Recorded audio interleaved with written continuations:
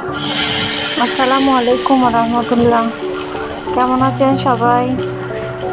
আল্লাহর রহমতে আমি ভালো আছি। দোয়া করবেন সবাই আমার জন্য, আর আমার চ্যানেলটাকে সাবস্ক্রাইব করে দিবেন। আজকে কিছু নাস্তা বানালাম, যে চিতই পিঠা, আর বাচ্চাদের জন্য পিৎজা। আলহামদুলিল্লাহ, টেস্ট অনেক ভালো আসছে।